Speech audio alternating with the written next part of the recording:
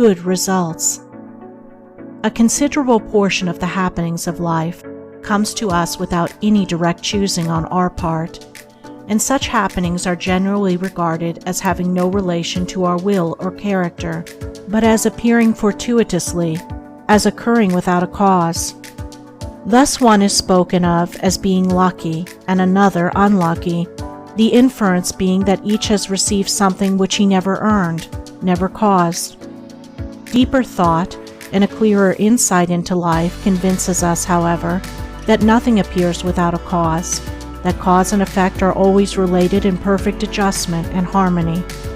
That being so, every happening directly affecting us is intimately related to our own will and character, is indeed an effect justly related to a cause having its seat in our consciousness. In a word, involuntary happenings of life are the results of our own thoughts and deeds. This, I admit, is not apparent on the surface, but what fundamental law, even in the physical universe, is so apparent? If thought, investigation, and experiment are necessary to the discovery of the principles which relate one material atom to another, even so are they imperative to the perception and understanding of the mode of action which relate one mental condition to another. And such modes, such laws, are known by the right doer, by him who has acquired an understanding mind by the practice of true actions. We reap as we sow. Those things which come to us, though not by our own choosing, are by our own causing. The drunkard did not choose the delirium tremens or insanity which overtook him, but he caused it by his own deeds. In this case the law is plain to all minds, but where it is not so plain, it is nonetheless true. Within ourselves is the deep-seated cause of all our sufferings, the spring of all our joys. Alter the inner world of thoughts, and the other world of events will cease to bring you sorrow. Make the heart pure, and to you all things will be pure, all occurrences happy and in true order. Within yourselves deliverance must be sought. Each man his prison makes. Each hath such lordship as the loftiest ones. Nay, for with powers above, around, below, as with all flesh and whatsoever lives, act maketh joy or woe. Our life is good or bad, enslaved or free, according to its causation in our thoughts. For out of these thoughts spring all our deeds, and from these deeds come equitable results. We cannot seize good results violently, like a thief, and claim and enjoy them, but we can bring them to pass by setting in motion the cause within ourselves.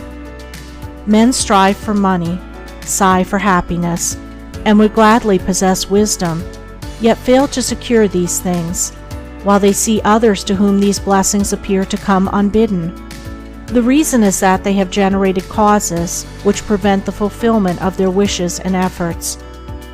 Each life is a perfectly woven network of causes and effects, of efforts or lack of efforts, and results, and good results can only be reached by initiating good efforts, good causes. The doer of true actions, who pursues sound methods, grounded on right principles, will not need to strive and struggle for good results. They will be there as the effects of his righteous rule of life. He will reap the fruit of his own actions, and the reaping will be in gladness and peace. This truth of sowing and reaping in the moral sphere is a simple one, yet men are slow to understand and accept it. We have been told by a wise one that the children of darkness are wiser in their day than the children of light. And who would expect, in the material world, to reap and eat where he had not sown and planted? Or who would expect to reap wheat in the field where he had sown tares, and would fall to weeping and complaining if he did not? Yet this is just what men do in the spiritual field of mind and deed. They do evil and expect to get from it good, and when the bitter harvesting comes in all its ripened fullness, they fall into despair and bemoan the hardness and injustice of their lot, usually attributing it to the evil deeds of others, refusing even to admit the possibility of its cause being hidden in themselves, in their own thoughts and deeds. The children of light, those who are searching for the fundamental principles of right living, with a view to making themselves into wise and happy beings, must train themselves to observe this law of cause and effect in thought, word, and deed, as implicitly and obediently as the gardener obeys the law of sowing and reaping. He does not even question the law. He recognizes and obeys it. When the wisdom which he instinctively practices in his garden is practiced by men in the garden of their minds, when the law of the sowing of deeds is so fully recognized that it can no longer be doubted or questioned, then it will be just as faithfully followed by the sowing of those actions which will bring about a reaping of happiness and well-being for all. As the children of matter obey the laws of matter, so let the children of spirit obey the laws of spirit, for the law of matter and the law of spirit are one, but they are two aspects of one thing, the outworking of one principle in opposite directions. If we observe right principles or causes, wrong effects cannot possibly accrue. If we pursue sound methods, no shoddy thread can find its way into our web of life, no rotten brick enter into the building of our character to render it insecure. And if we do true actions, what but good results can come to pass? For to say that good causes can produce bad effects is to say that nettles can be reaped from a sowing of corn.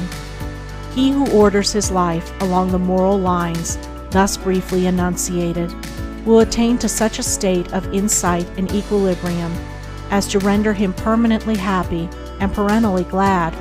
All his efforts will be seasonally planted. All the issues of his life will be good.